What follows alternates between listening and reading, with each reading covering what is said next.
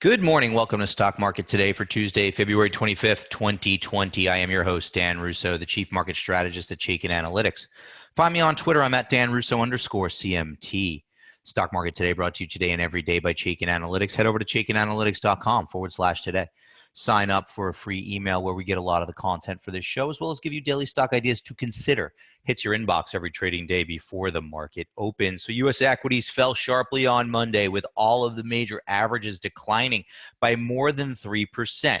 All sectors were lower on the day. Now, the defensives and the bond proxies outperformed. So utilities, REITs, and consumer staples outperformed. Your underperformers were energy, tech, and consumer discretionary. Treasuries rallied for a third consecutive session. Dollar was weaker against the euro and the yen. Gold closed up 1.7%, adding on to that Friday move of about 1.8%, and WTI crude was under pressure yesterday, down 3.7%. As we get to the desk this morning, we're going to try for a little bit of a turnaround Tuesday with futures up about 40 basis points. Yesterday's decline was its biggest one-day pullback since December 2018. Asian equities were mixed overnight.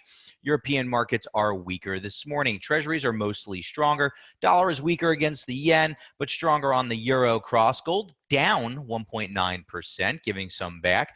WTI crude is up 10 basis points after yesterday's 3.7% drop. And in all honesty, we actually have something different to say today about the structure of the S&P 500. That decline yesterday opened a big gap to the downside, right? And first support is broken following that 3% decline. Remember, we've been highlighting 3250 to 3300 as the first support zone. Well, we closed below it yesterday. Support is now at the January lows, right? We're looking at those January lows, call it 3220 or so, where we held yesterday. That's the next key support level. Below that, we have to start thinking about 3,000 to the 3,100 range, and that does encompass the breakout in October from that summer consolidation. Now, we are still above the rising 200-day moving average, and just to put things in perspective, a 10% decline from the recent highs would take you right down here to about 3050, that breakout level, the 200-day moving average. The RSI leaves bullish ranges. We went below 40 yesterday following that divergence that we were talking about for the past couple of weeks. Chaikin money flow does remain bullish, but also was making a divergence as the market was making new highs. These indicators were making lower highs. So what we'd really like to see is a stabilization today above the 3220 level. So far, futures are pointing that way, but we got to be cognizant now that is a big window that opened to the downside. Call it a gap, call it a window, call it what you will. That's a pretty big move for an index, an opening gap to the downside. So just something to be cognizant of.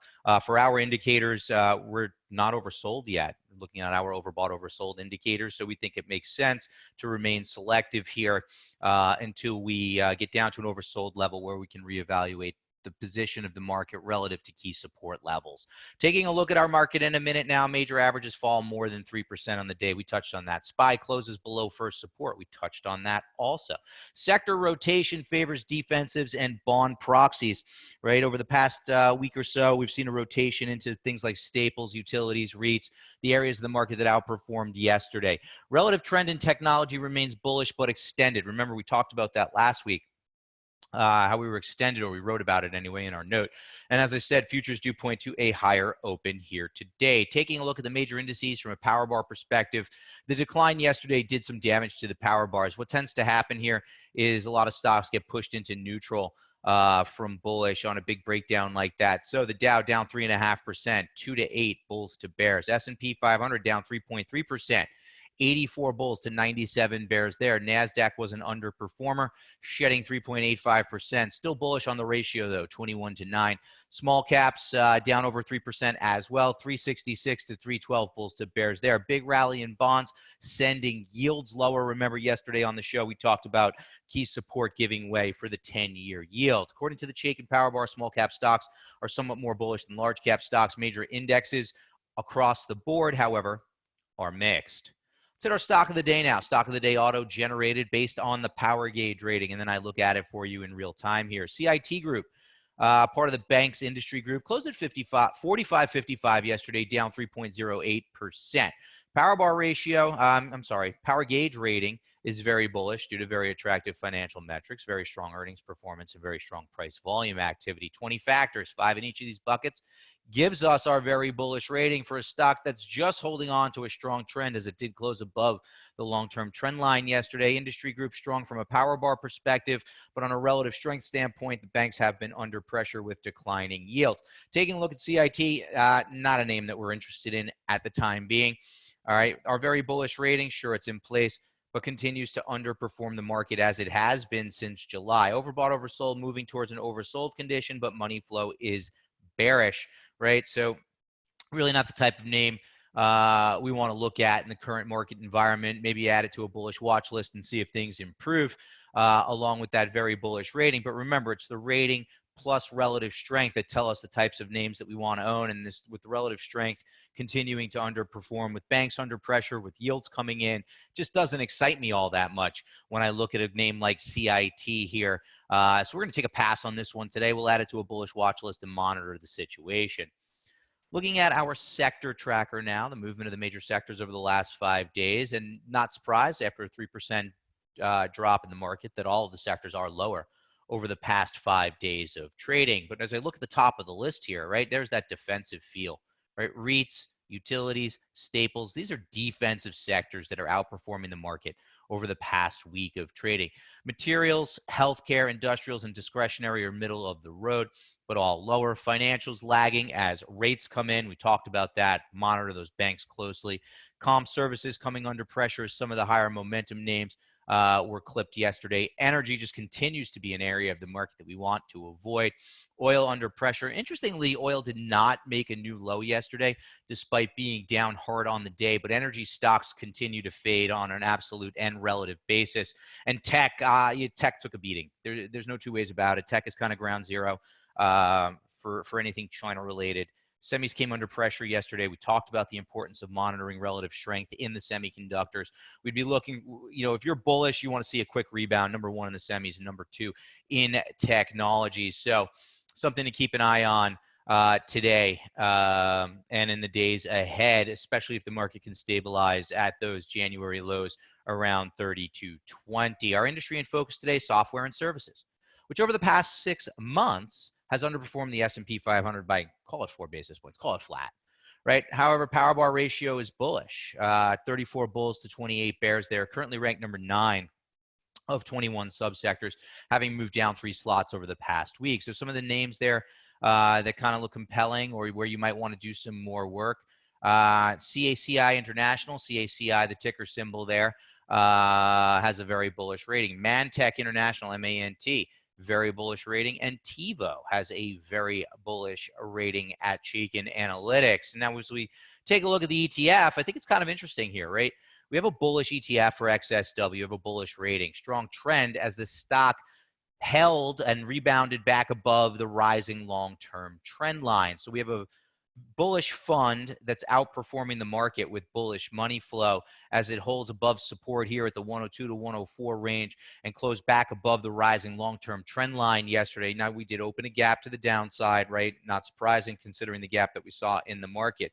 What I'm seeing here is a fund that's rounding out of an overbought position, needs some time to get back to an oversold area. What I'd love to see is a consolidation here between 104 and 106, kind of hold this level, work off this overbought condition, and then starts to set up some potentially compelling opportunities in an area of the market that did outperform yesterday, right? S&P 500 was down 3.3%, right? Not a consolation, but XSW was down less than the broader market. Taking a look at what's trending now, yesterday's S&P 500 movers and shakers are gainers and losers. Regeneron up 5.5%, has a very bullish rating here at Chaikin Analytics. Did catch an upgrade today after there were some positive analyst comments yesterday. Gilead, WHO announcing that Gilead potentially has a treatment for coronavirus that sent that stock higher by 4.6%. Newmont hits a 52-week high as that stock rallies with the price of gold. CLX being pitched as a potential positive play on coronavirus as a function of their disinfectant products. And Mosaic MOS, didn't see any news there to drive the outperformance in that stock, up 1.15% yesterday in a brutally down tape across the board. Our losers, Carnival Cruise Lines. I guess I'd have to ask the question, do you want to be on a cruise ship right now? We've seen all the news in and around cruise ships being quarantined and held in port. Carnival down 9.4%. CNC, Centene, some fears around coronavirus, but I think the more likely situation here is that the managed care stocks are trading very much inversely to how Bernie Sanders is doing in the primaries and in the polls. In his standing as the potential Democratic candidate, his Medicare for All would be a negative for the healthcare providers like Centene. Centene down 9.4% yesterday. Norwegian Cruise Line, same story there, 9.3%. Royal Caribbean, another cruise line, down 8.9%. And then Tapestry TPR with a bearish rating here at Chaikin Analytics, down 8.7% as consumer discretionary stocks were under pressure yesterday in that week tape. Let's talk about what we're writing about today. Tech is bullish but extended. It's Tuesday. We do our relative strength work, right? Talked about what we're seeing from a rotation standpoint, right? Into the defensive areas of the market, into the bond proxies as investors appear to be becoming more fearful. Now, tech remains a solid trend. But last week we started writing about the fact that it was extended to the upside. Take a look at tech here, right? XLK relative to the SPY was close to 3 standard deviations above the 200-day moving average last week. And we've started to see a pullback here as tech has been under pressure over the past couple of days. Now the fund remains with a very bullish ETF power gauge rating, and it still has a bullish power bar ratio with 14 bullish or very bullish stocks for only 8 bearish or very bearish stocks. The ratio is above the 200-day moving average, and the RSI of this relative ratio is still holding bullish ranges here. Got down to 45 yesterday, so still holding. So we would look for a stabilization with the market here. Right? If the market stabilizes, we want to see tech do well and lead to the upside. This trend is still in place, pullback notwithstanding, and on an absolute basis, we still have an uptrend from the late 2018, early 2019 lows, that uptrend not being threatened just yet. Right, so some near-term pullback from an extended position for the tech sector on a relative basis. Call it normal. It never feels normal, right? Everybody is always looking for a normal pullback, right? But when you're in the heat of it, it doesn't feel normal, right? But we have to kind of objectively look at the trend here and say that the trend is still bullish despite the pullback over the past few days of trading, both on an absolute and relative basis. We'd be looking for this RSI to hold bullish ranges to signal that we're likely to resume to the upside for tech on a relative basis. Growth versus value is at a key level here, right? So we've been talking a lot about how growth has been outperforming of late as investors have had concerns about global growth slowing. If we take a look at the Vanguard S&P 500 growth ETF relative to the Vanguard S&P 500 value ETF, we had a nice breakout, move higher, confirmed by momentum as the indicator became overbought. Now we've pulled back to the breakout level, right? And we see this a lot with individual stocks. We see it with ETFs. So why can't we see it here with a ratio? A breakout and then a pullback to test the breakout level. If you're long growth, you want to see this breakout level hold. We are above the 200-day moving average. RSI of the ratio holding bullish ranges. And I do think we're likely to hold here because a big key in driving the view on growth versus value and whether or not investors are concerned about a global growth slowdown for us has been monitoring the ratio between copper and gold, which I'm showing you here at the bottom of the chart. And you can see that when copper is lagging gold, as it has been, the line is heading lower, that's usually due to fears about a global growth slowdown. We actually broke down to new lows yesterday with that decline in the market. So I think I wouldn't be surprised to see a stabilization here in the growth versus value relationship and a continuation higher in that trend. Finally, a relative breakout in REITs, XLRE on an absolute basis, trading near 52-week highs. The fund is bullish, 3-to-3 bulls to bears on the ratio. Above the 200-day moving average, RSI holding bullish ranges after becoming overbought. And check out the breakout versus SPY on a relative basis as investors rotate into defensive areas of the market. That'll be it for today. Head over to the site and take us for a test drive. I'll be back tomorrow.